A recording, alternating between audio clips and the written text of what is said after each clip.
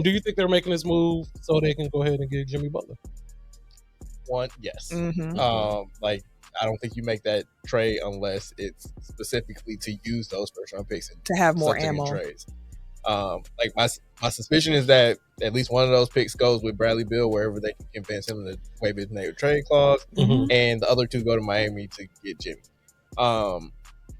With that being said, Mark Stein, among others, has been reporting recently that the Bucks are No. involved in the trade discussions, but they're actually targeting Bradley Beal instead of Jimmy Butler. And then I just want to say, And then I open up my Hell phone. no. The first thing I see, Bradley Beal is open to waiving his no No. trade clause to join the Bucks. John Horst, Jimmy Haslam, Y'all better Wes not. Edens, Y'all whoever, better not. Nick Monroe, anybody that's involved in That's the Bucks for Make it happen.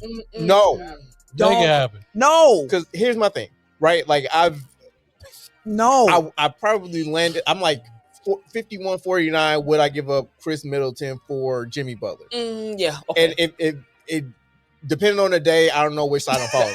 Okay. I'll give you that. But there's no way in hell that I'm breaking up Nope. one, the chemistry, and two, the locker room. Just like I don't want to pair No. Bradley Beal and Damian Lillard in the same backcourt. Absolutely not. You trying to get cooked. And so what you gonna move AJ to the Ajax to the shit. bench? I mean, I don't care about that. I just don't want like I don't want Bradley Beal here. Period. Bucket. Like Period. it don't like there's no permutation of this roster that is better with Bradley Beal as he's playing currently Facts. than just the institutional knowledge of Khris Middleton. Like I don't Facts. care if he only plays every other game. Like I would much rather have the connection he has with Giannis than bringing in Bradley Beal, who is probably the same level of player at this point, if not worse. And also is acclimating to a new system and like is frustrated because he's not starting in Phoenix and is going to create the same problems that he had in Phoenix, which is he's not a good third option. So it's just, it doesn't make sense. Like Think of the draft picks. No. no, I don't give a fuck about a draft pick. Think of Like, the I picks. We can't draft. Think of the picks. That part too. Serial Sensei said, Camille looking like you better not put this man on my team. Bro. Listen, She hurt my listen. feelings, bro. I didn't want Bradley Beal when he was still in Washington averaging 30. When people were having the conversations then before Khris Middleton lost both his ankles. And people were having the conversation of, oh, you should trade Beal for Middleton, get Middleton. No. I want the taller wing who could play better defense at that point. Probably still can. Yes. And on top of that, too, when you talk about locker room chemistry, I don't know if y'all saw the article or people pointed it out, but like they have pointed out that Bradley Beal ties his shoes an ungodly amount of times during the game. There was a play in the game right before he got benched. I forget who was bringing the ball up, but they were getting trapped, right? The player looks over to Bradley Beal like, hey, here's my outlet. Let me try to get the ball to Bradley Beal. At the moment when the player looks over, Bradley Beal is bent over tying his shoe because he's checked out in that position. He's tying his shoe.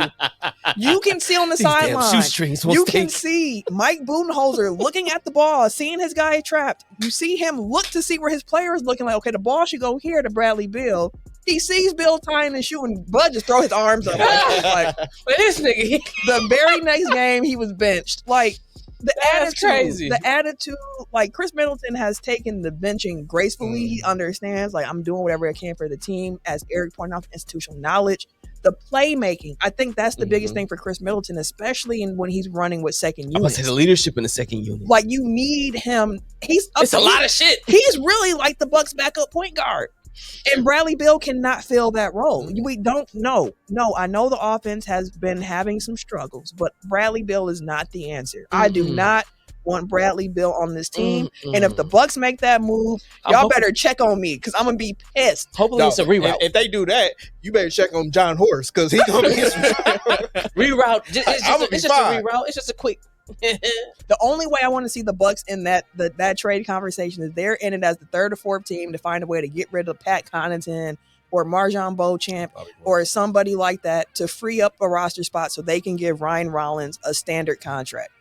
That's priority number one for me at this trade deadline. I don't even want anybody talking to Bradley Beal about waiving his no trade clause. Don't worry about it. Don't come here. Don't put that It's idea in his head. Like, actually, he was just talking shit over the summer, like, oh, they disloyal, and I didn't even want to go there. Like, all right, for sure. because they were getting rid of Middleton, so which would be the same thing. Exactly. It's the same shit. So Shaolin, like you asked, are we willing to give up Middleton for anybody? Like, yeah, like depending on the day, Jimmy possibly. Like, I don't like what he's doing in Miami, but like the fact that I know that he is still Jimmy Butler, or at least like 90% of Jimmy Butler when he wants to be, and I think that if he's willing to slot in as the third option behind Booker and Durant, there's no reason why he wouldn't be willing to do that behind Dame and Giannis. Like, I at least have hope there. Whereas, like with Bradley Beal, like not only do you have the issues that are forcing the Suns to look elsewhere for a third option, but you also then inherit the no trade clause that he has on his contract. So then, if you want to pivot off of Bradley Beal, he's getting paid so much money. Yeah. He's not worth that contract. But if you want to pivot off of him afterwards, like say it doesn't work out, you're going to be in the same position that the Suns are in right now where like they want to make a move and can't because he's not willing to go. I want just no anywhere. Parts. No parts, y'all. It's just, it will be the stupidest fucking move, especially like when they started to click. Like the post-cup little malaise that they were in was partially because like they all got sick. So like I'm willing to chuck out that stuff and like just look at like in the last 30 games, I think they have like the second or third best record in the entire NBA. So it's like, I mean, you can even go boil down. If you take out the 2-8 start, the Bucks are 22-9 since that 2-8 start, which I believe is the third or fourth best record over the league since that point. So like they've had ups and downs, yes, but there is and I do think they need to make a move. Like if they can find a way to get an athletic big to add into their rotation, maybe find a way to get Bobby out of here. If the alternative is Bradley Beal, don't make a fucking move. Like, don't touch anything. just wave DeLon Wright, sign Ryan Rollins, and keep it. Honestly, if you want to wave Marjon Beauchamp and sign Thanasis too, I'm fine with that too. Like, those are the only two moves where I'm like, okay, like I'm good with that because it's like just don't touch it because like you actually have something that's working right now. Yeah, they're starting to figure it out. So yeah.